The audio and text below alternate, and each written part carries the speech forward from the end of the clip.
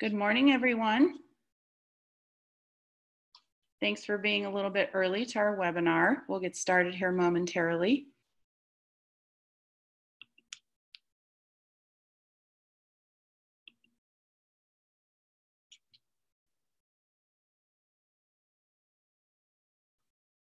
I'm going to share my screen.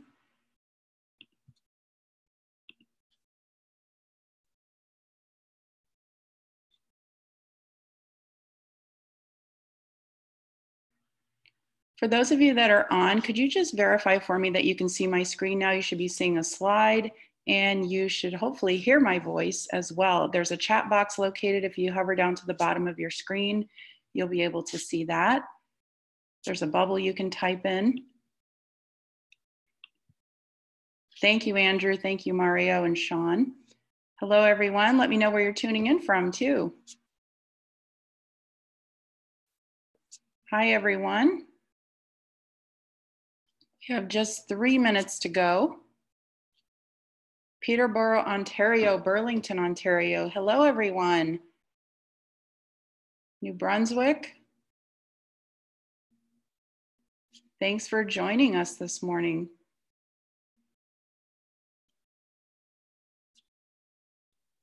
Hi, Michelle from Trenton, Ontario.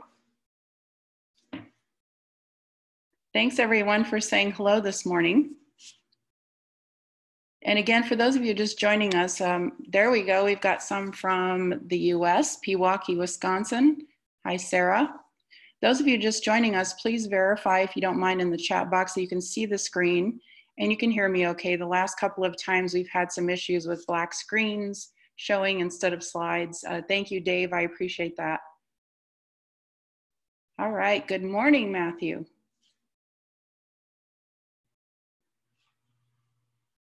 Hope everyone's well this morning.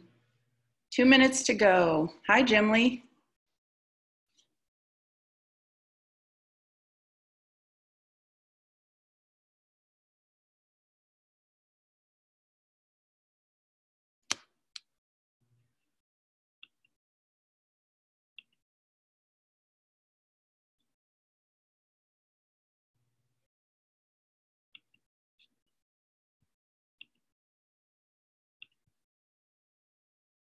Good morning, Megan. Nice to have you here from Thunder Bay, Ontario.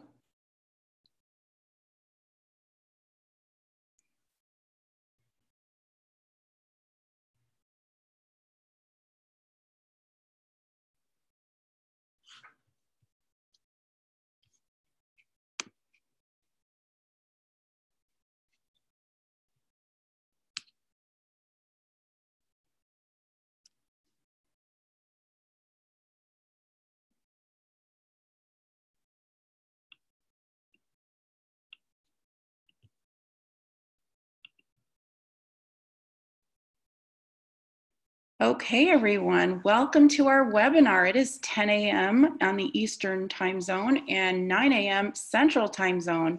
So welcome, welcome. First of all, I want to apologize. There was an incorrect time published for the webinar, originally of noon, but thank you for those of you that have been flexible and are able to join us a couple hours early today. And I am Michelle Hoyt, so some of you may have been expecting a different presenter, but we're all here to help each other out. So I am filling in, and I'm excited to share what I have available to you in the world of marketing plans. So a lot to go through. This is a 30-minute webinar. You are in listen-only mode, and also this is being recorded. So you will receive after this webinar a copy of the slides as well as of the recording, and you can share it with your colleagues that may have missed it, or those of you that are broker owners can use it in sales meetings. But we're going to have a lot to go through today that will be very helpful to you. So we're going to get moving then.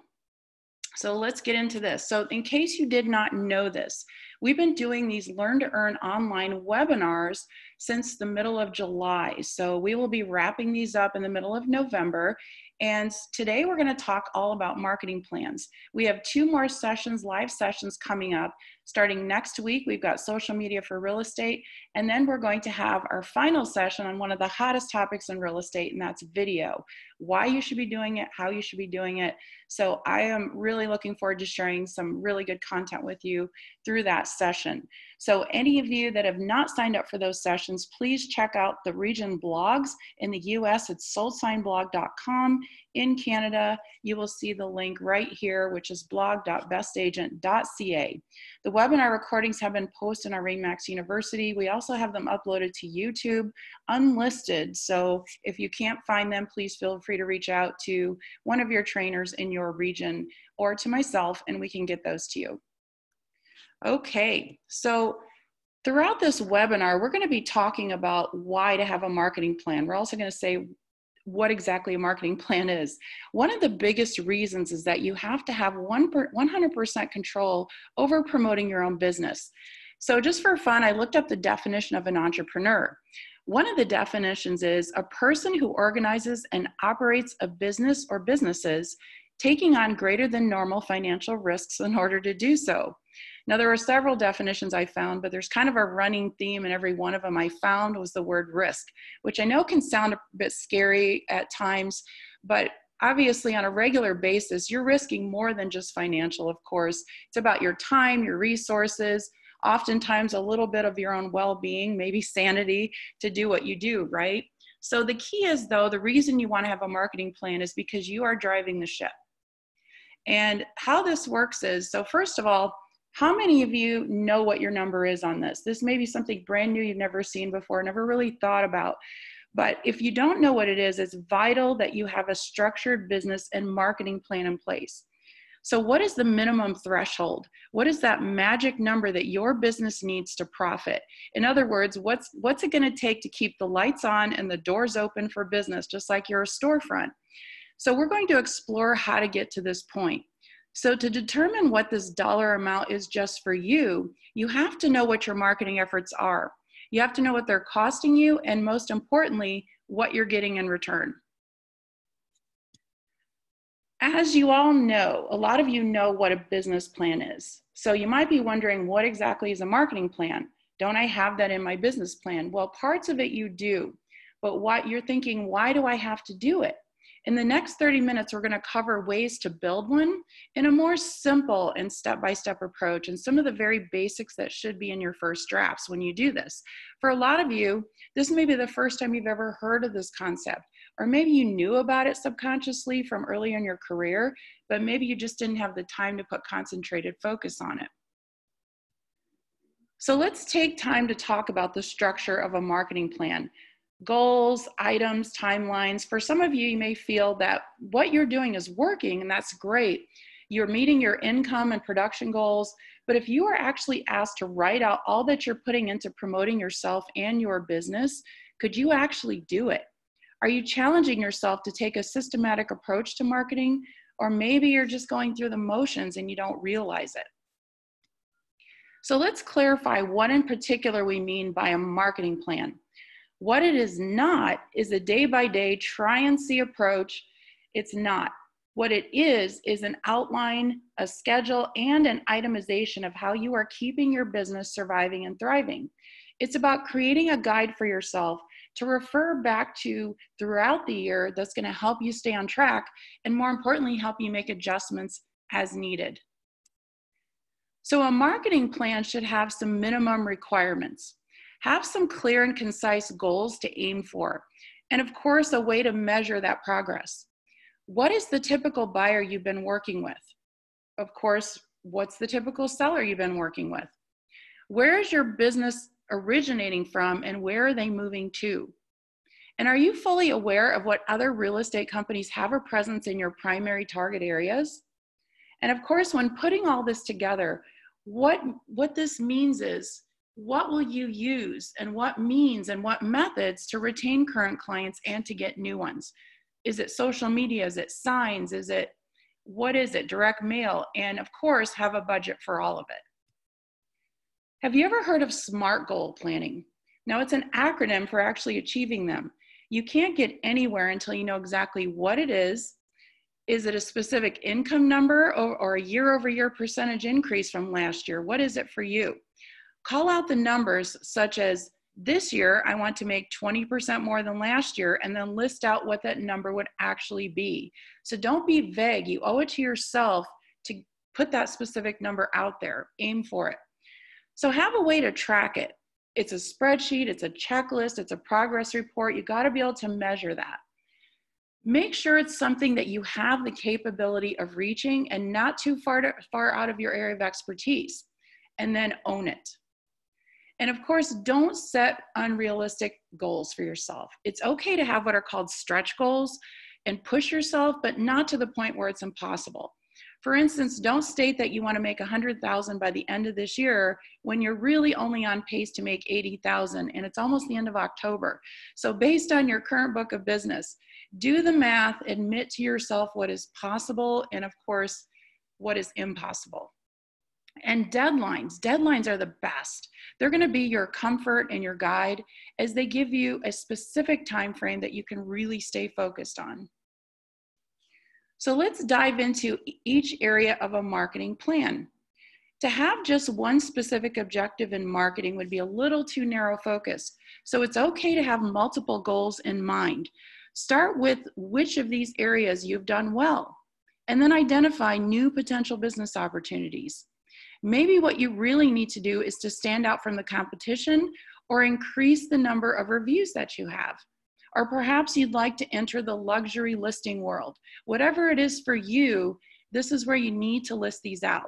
And I'm sure I missed some important ones here, but these are some of the most common ones that you'll find in the world of marketing, especially in real estate.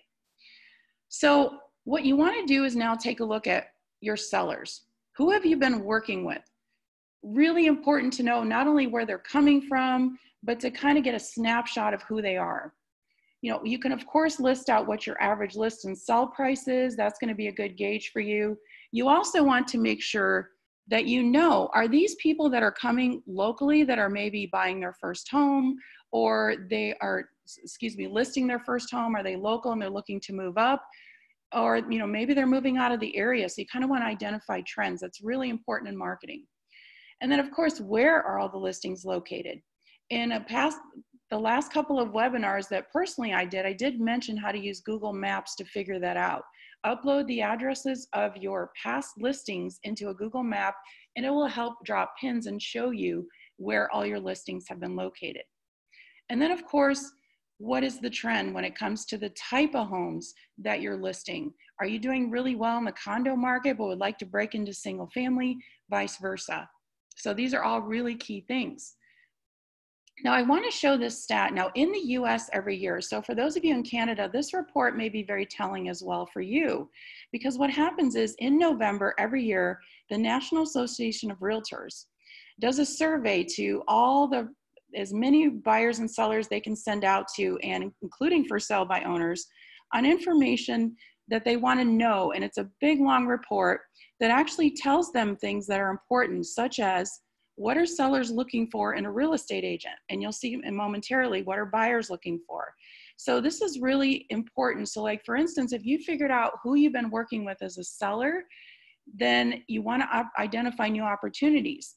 Notice what's number one on this report from last year is the reputation of an agent. Now, how is reputation measured today?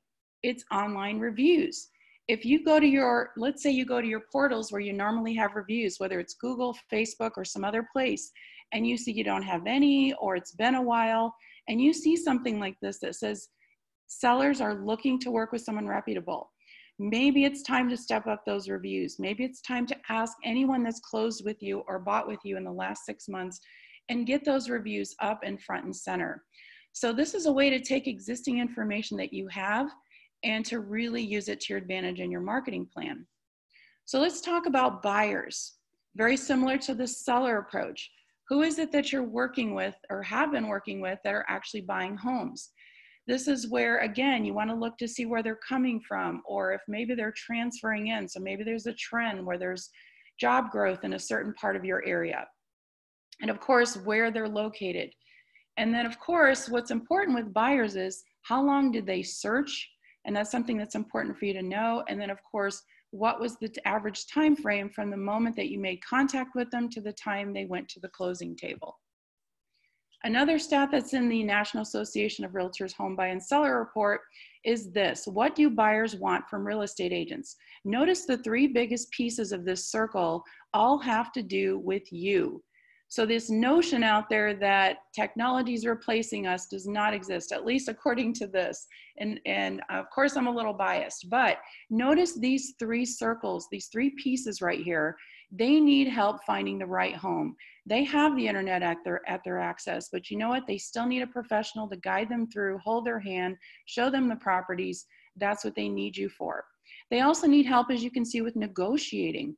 So maybe what you do in this case is, okay, how do I get more buyers? I like working with buyers. How do I get them? Well, this is where you could perhaps maybe start messaging your sphere of influence about educating them on what negotiation really means and how you work with your clients, such as it's not just about price, it's about the closing date, it's about possession date, it's about other terms that come up that you won't know about because you're not a real estate expert. So that's where you come in, and that could be part of your strategies. Okay, so once we brought all that together, once you figured out who you've been working with, one of the biggest questions you have to ask yourself is, am I okay with the status quo, or do I need to think bigger and work towards something different? So there's a concept out there about, are you chasing business, or are you at a point in your career where you're attracting it organically through referrals and, of course, a reputation that you've built? So if you aren't the latter, what needs to happen to work towards it if that's what you'd like to do? So let's talk a little bit now. Let's shift over to farming. And it's important that you know what resources are available to you. If you're newer in real estate, please seek the wisdom of those in your office that have been around, as well, your broker owner, your manager, or if you have a coach there that you work with. But it's important to know where to go to get the historical activity of a neighborhood you might be looking to tap into. So in the US here, you've got RPR, you've got all kinds of reports in the MLS, and you may have something similar in Canada. But the truth is, you have to know everything there is to know about this area before you send one postcard, before you send one email, or attend one community event, is to be well versed. And it's important that you know what other agents are working that area, but don't let that deter you in any way, because you can do it better. And it's important that you know also what's going on in the community, such as what businesses are there, but what's new, what's coming. This could be an opportunity for you to learn even more, or even partner up with some of those new businesses as they come in.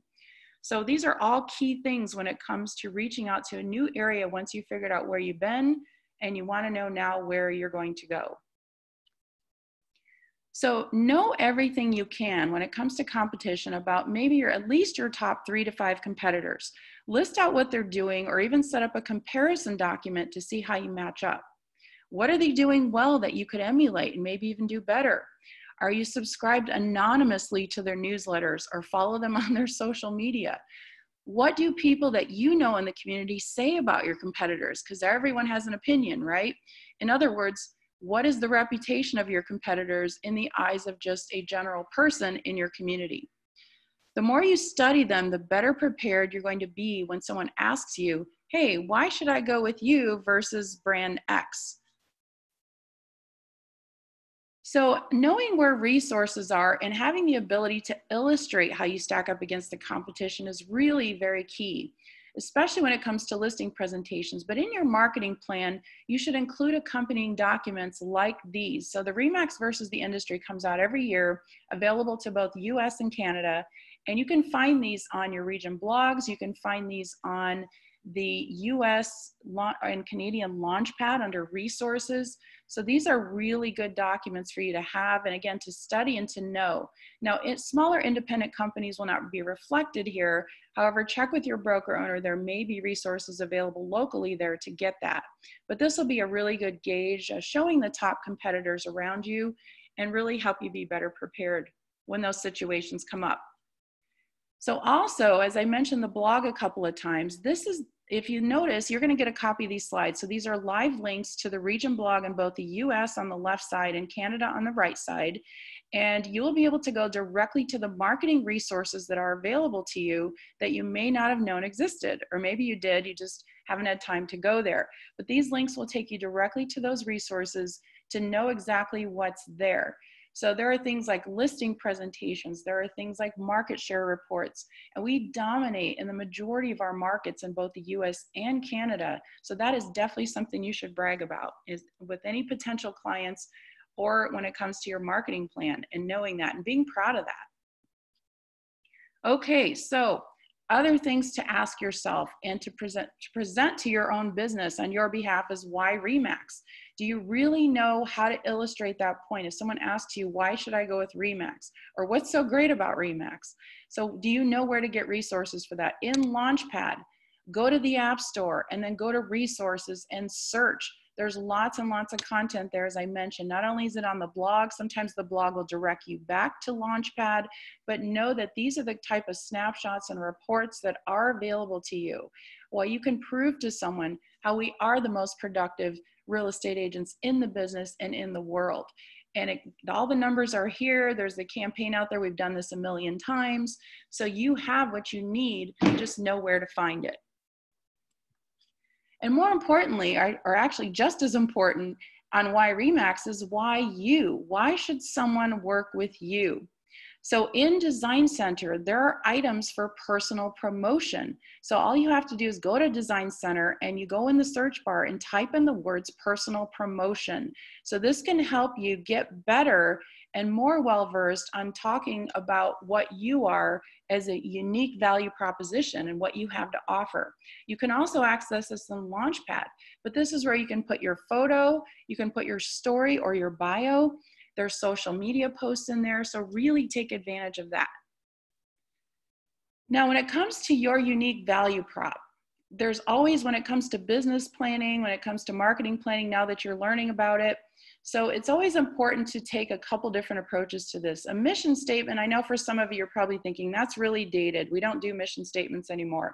But just to give you an idea what the difference is between a mission statement and your elevator pitch, is a mission statement is going to illustrate your business's purpose, okay? Your elevator pitch, which these days could be an airplane pitch, a Starbucks pitch, it could be an escalator pitch, wherever you're standing and someone asks you, hey, what do you do? Your elevator pitch is really more about who you are, what you do, yes, more importantly, why you do it, and what's in it for your clients. And try this new approach. When these opportunities come up and you're talking about who you are and what you do, ask the question at the end of it, what can I do for you today? It will surprise them, I'm sure, because we often tend to want to just keep talking about ourselves, but try this approach. Just ask them that question and then pause. You never know where it can lead. Okay, so this is going to be a public service announcement to all of you. So exactly 2 years ago, RE/MAX LLC debuted a brand new logo redesign. Part of your marketing plan and budget, which we'll get into a little bit here shortly, is you might want to add, in fact, you need to add a line item and a little space in your budget to update all of your items. This would be business cards, signage. It's been over 2 years and it's time. Refresh the brand. If it's going to actually help those of you in the community that have lots of connections, they're going to notice. They'll start seeing new things happening with your business without you even saying it. So take the time to do this. I know it can be expensive, so find a way to reallocate some dollars. Start refreshing your signs. A lot of you have been using the same signs for years and years, and get that new logo out there on both the collection, luxury, and digitally. It's easy. Go to remaxmarketing.com, grab those logos. You can rebrand yourself across social media. This would include your email signature. This is a good time for me to mention, by the way, that RE/MAX is always spelled in all caps and in the slash, no exceptions. So email signatures, social media, everywhere. Make sure you're representing the brand. But again, as part of your marketing plan, this is part of your marketing plan, is to update and refresh everything. Give yourself a deadline, like by the end of the first quarter, you should definitely do that. Okay, so there's two different types of real estate marketing if you really want to boil it down. So property marketing, which is pretty self-explanatory, but then there's personal marketing. So you can kind of split it in two, and let's take a look at both and different ways to go about that. So let's start with property marketing. And again, this is all going to be illustrated in your marketing plan. So do you have a structured way that you market your properties. More importantly, do you illustrate this to your potential sellers? So first of all, as we all know, a listing presentation is a really good living document that you can use and update on a regular basis, and may even customize and should customize depending upon the client. So that's number one. What are you doing in the world of offline marketing? Because I think a lot of consumers tend to think, I want to see my listing on social media. And to them, that means that you're doing something. What is happening out there? When it comes to the offline marketing, are you taking advantage of Design Center and the automation and the postcards and the flyers? And if you do, this is where you want to make sure you get some items printed and get a surplus so that you can always have samples to take with you to your listing presentations. So have a nice formal presentation put together, including those, and leave those with them. When it comes to online marketing, it's more than social media. Are you doing videos? What are you doing as far as when you put a listing on the MLS or make it active? Where does it get syndicated to? And do you know how to talk about that? Or do you have any illustrations or graphics to show that? Like, where does it get published to? How many other sites? What's the exposure? And that's something that clients really like to hear. Also, when it comes to preparing them to get ready for sale, very, very important, because they have no idea what they don't know. And that's where you come in. So that's where you utilize the guides I'm going to show you here shortly. And what do you do to get them ready for it? And then, of course, when it comes to property marketing, have examples of things that you're doing in the way of outsourcing. So these are all part of your marketing plan. These are all part of your budget. Make the room in your line items to show that. And then more importantly, what is it that you're doing on each property, and be consistent with it. So this is where we're going to get into a little bit of the numbers, but this is just a sample. So obviously it's not filled in. This is completely fictitious. So it's going to look different for each and every one of you. But when you have a property marketing budget, and this could be a per property, or maybe it's every 10 properties, just depending on how that goes. But do you have a list of items that you're doing? And even more importantly, that you could actually show a potential client, this is what I do on every property. I set up a property marketing budget. This is what I'm putting into it. And of course, these are certainly really help in those, when those objections come up about your commission, which they always do, or they want to know more about it, or they want to know if it's negotiable. It's important that you have a way to show them, rather than just talk about it, what goes back into your business. So the money that you get from commissions and selling properties is also invested back into you and making their process better and making their experience better. So think about doing something along these lines. So when it comes to personal marketing, here's a way to look at it, things that you might not have thought about and to include in your marketing plan. Are you getting headshots on a regular basis? Now, you don't need to get these twice a year, but I know a lot of agents out there that get it once a year. And if you want to do that, then you can. And you could find good photographers in your area. Maybe you do an office project. At least every couple of years, think about investing in some professional headshots, not selfies with your smartphones. I know that a lot of these newer smartphones take incredibly high quality photos, but make sure it's something that is going to be professional, that you can use in super high resolution across multiple platforms. Of course, if you're going to do edited videos that you're going to outsource, and this would be telling your story on video, or just doing any type of personal promotion and capturing it on video. We just talked about updating your business cards. So these are always going to be a good investment. You know, what's the frequency of that? When will you do that? We'll look at in the next example. And then of course, anything you're doing, whether it's from Design Center, in the world of direct mail, to just get your name out there. And then of course, think about all these groups that you belong to. Maybe you're part of networking groups or the chamber and you pay dues. So think about that, because that should be part of your personal marketing budget. So here's another sample budget that could possibly be the way you go or incorporate into your marketing plan. So make sure you have these budgeted set up, but more importantly, what's the frequency? Because this is not something you'll do necessarily every year, some things you'll do more often, and think about taking that approach with it.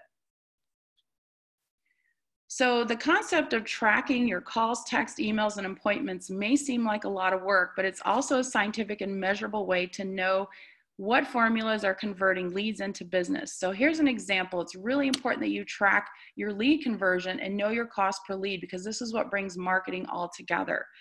So this is a way to approach it. You're going to have your own sources in here, but if you don't know your cost per lead, then everything we're talking about, you're going to have to start all over again.